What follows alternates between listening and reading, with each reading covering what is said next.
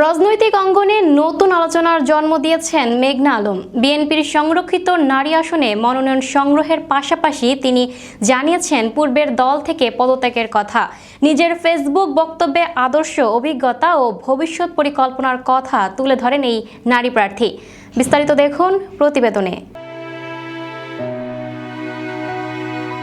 ত্রয়োদশ জাতীয় সংসদের সংরক্ষিত নারী আসনে বাংলাদেশ জাতীয়তাবাদী দল থেকে মনোনয়নপত্র সংগ্রহ করেছেন ঢাকা ৮ আসনের আলোচিত নারী প্রার্থী মেঘনা আলম। এ সময় তিনি পূর্বের রাজনৈতিক দল গণ অধিকার পরিষদ থেকে পদত্যাগ করেছেন বলেও জানা গেছে।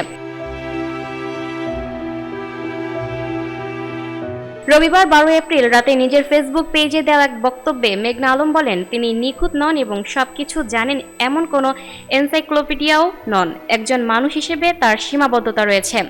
তবে অন্যায়, ক্ষমতার অপব্যবহার, নিপীড়ন, মিথ্যা মামলা, দুর্নীতি এবং নারীর প্রতি সহিংসতার বিরুদ্ধে তিনি সব সময় দৃঢ় অবস্থান নিয়েছেন বলেও উল্লেখ করেন। তিনি বলেন, গত এক বছরে তিনি নানা প্রতিকূলতার মধ্য দিয়ে গেছেন। খারাপ মানুষের আক্রমণের পাশাপাশি ভালো মানুষের ভুল বোঝাবুঝি ও অপপ্রচারের শিকারও হয়েছেন তিনি। নিজের দক্ষতার কথা তুলে ধরে মেঘনা আলম বলেন, তিনি সাবলীলভাবে ইংরেজিতে কথা বলতে পারেন, দক্ষতার সঙ্গে যোগাযোগ ও পেশাদারভাবে লেখালেখি করতে সক্ষম। পাশাপাশি একটি শক্তিশালী আন্তর্জাতিক নেটওয়ার্ক গড়ে তুলেছেন, যা অনেক ক্ষেত্রে ডক্টর মোহাম্মদ ইউনূসের নেটওয়ার্কেও ছাড়িয়ে গেছে বলে দাবি করেন তিনি। রাজনীতিতে ব্যক্তি বা দল নয়, বরং আদর্শকে গুরুত্ব দেন উল্লেখ করে তিনি বলেন, যারা সত্যের পথে সাহসের সঙ্গে দাঁড়াতে পারে এবং দেশের স্বার্থে কাজ করতে প্রস্তুত, তাদের সঙ্গে তিনি থাকতে চান। বাংলাদেশকে আন্তর্জাতিক অঙ্গনে নতুনভাবে উপস্থাপনের প্রত্যয় ব্যক্ত করে মেঘনা আলম বলেন, আগামী ৫ বছরে তিনি এমন কিছু কাজ করতে চান যা দেশে আগে কেউ করেনি। বিশ্ব দরবারে বাংলাদেশকে নতুনভাবে তুলে ধরার লক্ষ্যেই তার এই উদ্যোগ। গণ অধিকার পরিষদের প্রতি ভালোবাসা প্রকাশ করে তিনি দলের নেতা নুরুল হক নূরের প্রশংসা করেন। নূরকে তিনি চিন্তা ও মেধায় সিনিয়র এবং অসাধারণ মনের মানুষ হিসেবে উল্লেখ করেন।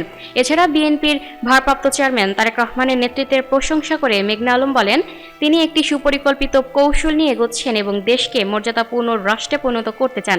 তার দিক নির্দেশনা পেলে আন্তর্জাতিক অঙ্গনে বাংলাদেশের জন্য গুরুত্বপূর্ণ অর্জন সম্ভব হবে বলে আশাবাদ ব্যক্ত করেন তিনি। Lucky Akter, up to date news, Dhaka.